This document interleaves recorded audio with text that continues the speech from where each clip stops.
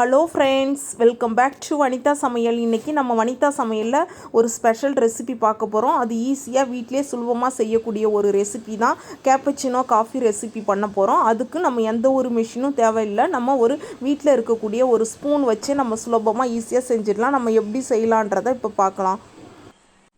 இது பண்ணுறதுக்கு நமக்கு இன்ஸ்டன்ட் காஃபி பவுடர் வேணும். உங்களுக்கு பிடிச்ச பிராண்ட் நீங்கள் யூஸ் பண்ணிக்கலாம். இன்றைக்கி நான் இந்த பிராண்ட் யூஸ் பண்ணுறேன்.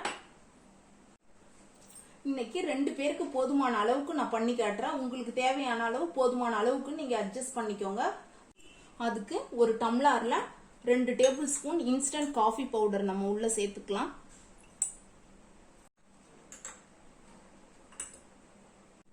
கூடவே 2 டேபிள் ஸ்பூன் சர்க்கரை எடுத்துக்கலாம். நம்ம அது உள்ள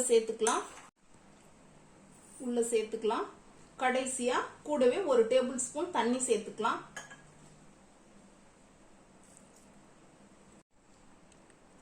கண்டிப்பா 10 நிமிஷம் போல நம்ம பீட் பண்ணிக்கலாம். அப்பதான் நுரை நல்லா வரும். அந்த நுரையோட காஃபியை குடிக்கும் போது ரொம்பவே டேஸ்டா இருக்கும். இப்போ நம்ம பீட் பண்ணிக்கலாம். இந்த டம்ளரை கொஞ்சம் நம்ம சாய்வலா வச்சுக்கலாம். இந்த மாதிரி வச்சோம்னா நமக்கு பீட் பண்றதுக்கு ரொம்பவே ஈஸியா இருக்கும். இந்த மாதிரி நம்ம பீட் பண்ணிக்கலாம். இந்த மாதிரி சாய்வலா வச்சுக்கிட்டு நல்லா பீட் பண்ணிக்கோங்க. பாருங்க, இப்போ 2 நிமிஷம் பீட் பண்ணதுக்கு இந்த மாதிரி ஃபோம் மாதிரி வரும்.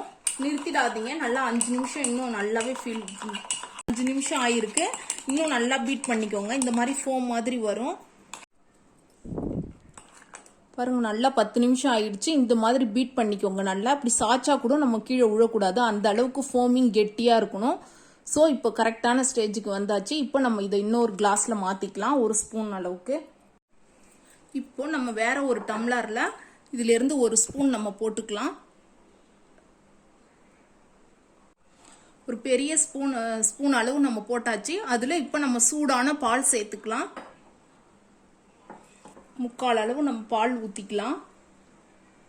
பால் ஊத்திட்டு அடியில லேசா கலந்து விட்டுக்கோங்க. ரொம்ப போட்டு ஷேக் பண்ணிடாதீங்க. நம்மளோட சூப்பரான காஃபி ரெடி ஆயிடுச்சு. இந்த நுரையோட இந்த காஃபியை நம்ம குடிக்கக்குள்ள ரொம்பவே டேஸ்டா இருக்கும். நம்ம வீட்டிலே சுலபமாக ஈஸியாக செஞ்சிடலாம். உங்களுக்கு இந்த வீடியோ பிடிச்சிருந்தா வனிதா சமையலுக்கு சப்ஸ்கிரைப் பண்ணிக்கோங்க. தேங்க்ஸ் ஃபார் வாட்சிங்.